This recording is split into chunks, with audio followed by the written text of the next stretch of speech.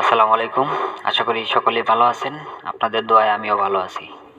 দেশ ও দেশের বাইরে থেকে যারা ভিডিওটি দেখতেছেন অবশ্যই চ্যানেলটিকে সাবস্ক্রাইব করে বেল আইকনে প্রেস করে রাখবেন, যাতে করে পরবর্তী ভিডিও আপনার কাছে সহজে পৌঁছে যায়। তো আজকের বিষয় হচ্ছে এসপিকে পদ্ধতিতে কলা চাষ। কীভাবে এসপিকে পদ্ধতিতে কলা চাষ করতে হয়। তো প্রথমেই হচ্ছে এই জমি প্রস্তুত। জমিটাকে ভালো করে প্রস্তুত করতে হবে। কিভাবে সেটা হচ্ছে প্রতি এক একর জমিতে 1 একর হচ্ছে 100%। হ্যাঁ, প্রতি 1 একর জমিতে 600 কেজি ঘন জীবামৃত ছিটিয়ে দিতে হবে। ঘন জীবামৃত ছিটিয়ে দিতে হবে 600 কেজি। তারপরে বীজ সংস্কার করে, বীজামৃত দিয়ে সংস্কার করে 6 ফিট বাই 6 ফিট অথবা 8 ফিট বাই 8 ফিট চারা লাগাই দিবেন। এবং প্রত্যেকটা কলা গাছের সাথে, মানে 2টা কলা গাছের মাঝখানে একটি করে সজিনা গাছ অবশ্যই লাগাই দিবেন। সজিনা গাছ অথবা অরহর ডাল, সজিনা যদি না পান অরহর ডাল লাগাই দিবেন। এই কোন সজিনা লাগাবেন সেটা হচ্ছে 12 মাসি যেটা হয়, ওডিসি 3, অথবা এটা না পাইলে অরহর ডাল লাগাই দিবেন, সমস্যা নেই। তো তারপর হচ্ছে জীবামৃত স্প্রে শিডিউল। স্প্রে আপনি প্রতি 15 দিন পর পরে করতে পারেন, 21 দিন পর পরে করতে পারেন। সবচেয়ে ভালো 21 দিন পর পরে। চারা লাগানোর প্রথম স্প্রেটা হচ্ছে 1 মাস পরে। চারা লাগানোর 1 মাস পরে প্রতি একরে 100 লিটার পানি 3 লিটার জীবামৃত, তরল জীবামৃত প্রতি একরে দিয়ে স্প্রে করে দিবেন। তারপর হচ্ছে প্রতি একরে আপনার 200 লিটার জীবামৃত প্রতি মাসে 2 বার 15 দিন পর পর 200 লিটার জীবামৃত প্রতি একরে দিয়ে দিবেন পানির সাথে, অথবা বৃষ্টি যখন আসবে তখন বৃষ্টির সময় দিয়ে দিবেন, আনালে সেচের পানির সাথে দিয়ে দিবেন আর কি। তারপরে ফুল আসার আগ পর্যন্ত আরেকটা জিনিস খেয়াল রাখবেন, ফুল আসার আগ পর্যন্ত, কলা গাছে ফুল আসে না, ওই ফুল আসার আগ পর্যন্ত কোনো চারা, সাইড দিয়ে কোনো চারা আপনি রাখবেন না, কেটে দিবেন। একবারে গুঁড়ি থেকে কেটে দিবেন, যাতে করে শিকড়ে কোনো আঘাত না পায়, শুধু ওই গাছটাকে কেটে দিবেন। অর্থাৎ এটাকে বড় হতে দেওয়া যাবে না, হ্যাঁ, এটাকে ছেটে রাখবেন, মানে ফুল আসার আগ পর্যন্ত। যখন ফুল আসবে, যেই দিকে ফুল আসবে, যেমন দক্ষিণ দিকে ফুল আসলো, উত্তর দিকের একটা চারা রেখে দিবেন। পশ্চিমে ফুল আসলে পূর্ব দিকের একটা চারা রেখে দিবেন পরবর্তী বছরের জন্য। কোনো অবস্থাতেই এই দ্বিতীয় বছর আপনি 2টা গাছ রাখবেন না, একটা গাছই রাখবেন। তারপরের বছর আমরা 2টা গাছ রাখবো। যেদিকে ফুল আসবে তার যেমন পশ্চিম দিকে যদি ফুল আসে, তাহলে উত্তর দক্ষিণ 2 সাইডে 2টা রাখবো। এইভাবে আমরা এই চারা রাখবো। তারপরের বছর আমরা 3টা রাখবো, অর্থাৎ এই প্রথম বছর একটা, দ্বিতীয় বছর একটা। প্রথম বছর তো যেটা লাগাইছি ওইটাই, আর দ্বিতীয় বছর হচ্ছে এই সাইড দিয়ে যে চারা বের হয়েছে ওইটা একটাই রাখবো।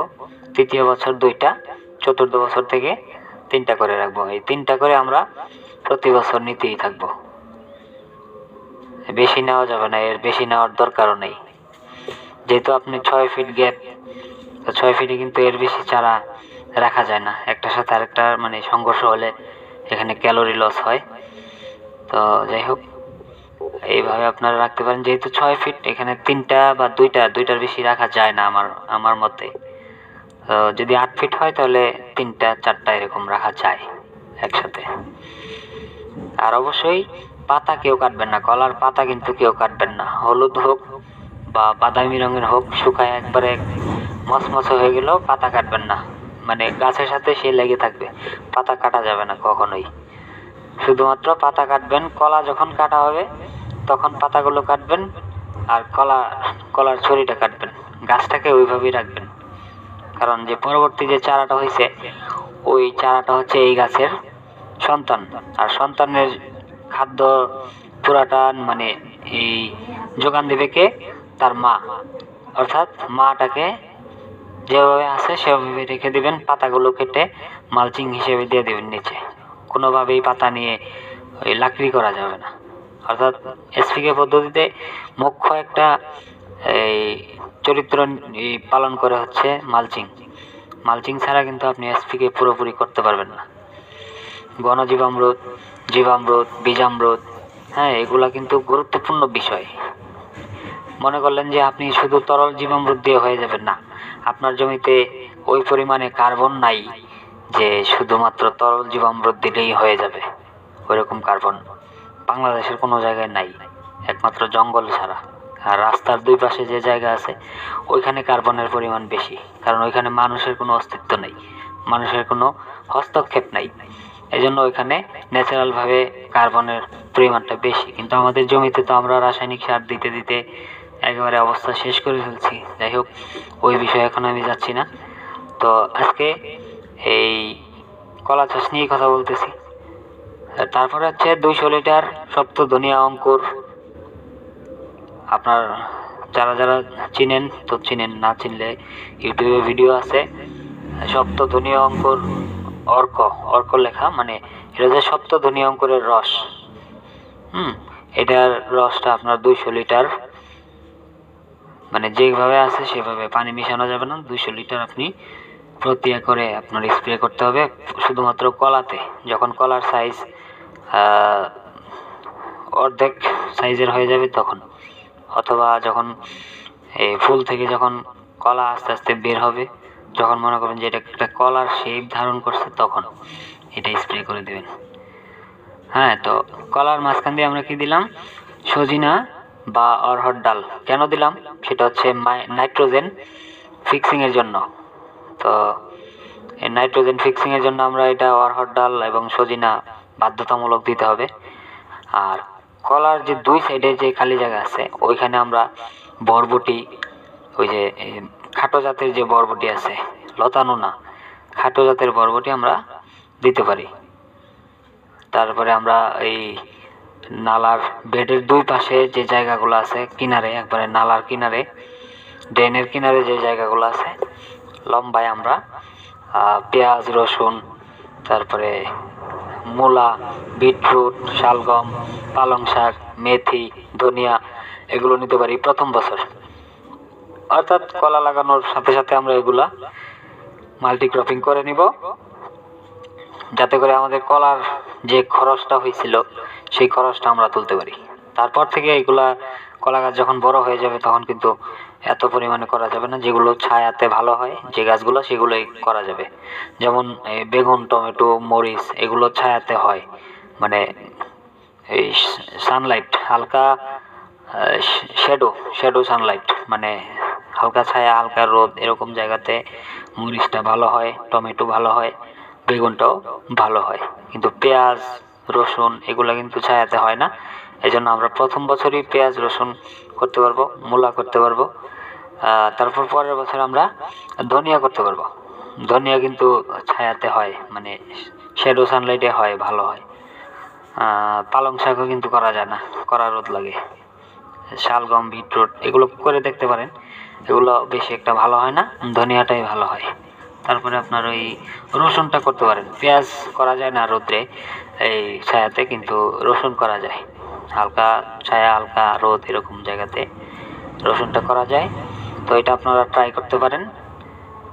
আমার কথা হচ্ছে প্রথম বছরে আপনার খরচ, যেই খরচ গেছে কলা লাগাইতে, জমি প্রস্তুত করতে, সব খরচ যাতে এই ইন্টারক্রপিং থেকে চলে আসে। তখন আপনার কি হবে, যে কলার যে পুরা টাকাটা ওটা আপনার বোনাস হিসেবে পুরাটা পাচ্ছেন। আর আমার তো মনে হয় যে সজিনা, অরহর ডাল, মরিচ, টমেটো, বেগুন, তারপরে বরবটি এগুলো থেকে মোটামুটি খরচ যে উঠবে এরকম না, খরচ উঠে অনেক টাকা বেশি আপনার পকেটে থাকবে। আমি যতটুকু দেখতে পেরেছি এবং আমরা যতটুকু প্র্যাকটিক্যাল করে দেখছি, যে মোটামুটি ভালো টাকাই পাওয়া যায় এগুলো থেকে। যদি ফলন ভালো হয় অনেক টাকাই পাওয়া যায়। তো যাই হোক, টাকার জন্য চাষ করতেছেন, টাকা পাইতে হবে, এবং এটা আপনি শখের বশে করতেছেন এরকম না, বিজনেস মানে বাণিজ্যিকভাবে করতেছেন, সুতরাং আপনার টাকা প্রয়োজন, টাকা লাগবেই। আর এই জন্য আপনার এই ইন্টারক্রপিং করতে হবে। সজিনা, অরহর ডাল, তারপরে বরবটি এগুলো হচ্ছে আপনার নাইট্রোজেন ফিক্সিং করে থাকে কলা গাছকে নাইট্রোজেনের কোনো অভাব হতে দেবে না, এবং আপনার বিভিন্ন এই মাইক্রোবস এই শিকড়ের মধ্যে বসবাস করে, এবং যত বেশি আপনার কি বলে এই ভ্যারাইটি থাকবে তত বেশি অণুজীব আপনার জমিতে কাজ করবে। এক একটা অণুজীবের এক একটা কাজ, এক একটা অণুজীব এক একটা বিষয়ে পারদর্শী, তারা কাজ ভিন্ন ধরনের কাজ, এক একজনের এক একটা কাজ। তো এক একটা অণুজীব এক একটা গাছের শিকড়ে থাকতে পছন্দ করে। এরকম নাইট্রোজেন ফিক্সিং ব্যাকটেরিয়া কিন্তু সজিনা গাছের শিকড়ে থাকে, অরহরের শিকড়ে থাকে, বরবটির শিকড়েও থাকে। তো এই জন্য আমরা এই বিষয়গুলো মাথায় রেখে কাজ করব, ইনশাল্লাহ আমাদের এই কলা চাষে আমরা সফল হতে পারবো। তারপরেও যদি আরও কিছু জানার থাকে অবশ্যই আমাকে এই ফোন করবেন, আর হয়তো বা ইউটিউবে কমেন্ট করলে হয়তো উত্তর নাও পাইতে পারেন, কারণ আমি তেমন একটা অ্যাক্টিভ থাকি না মিডিয়াতে। তো যাই হোক, আজকের জন্য এতটুকুই ছিল। প্রত্যেকটা কৃষক ভাই ভালো থাকবেন, সুস্থ থাকবেন, এবং সবার জন্য, শুধু আমার জন্য না, সবার জন্য দোয়া করবেন। এবং আমি আপনাদের জন্য মন থেকে দোয়া করি আপনারা এসপিকে পদ্ধতিতে বিষমুক্ত, রাসায়নিক মুক্ত খাবার উৎপাদন করেন, নিজে খান এবং অন্যকেও প্রোভাইড করেন ইনশাআল্লাহ। আসসালামু আলাইকুম।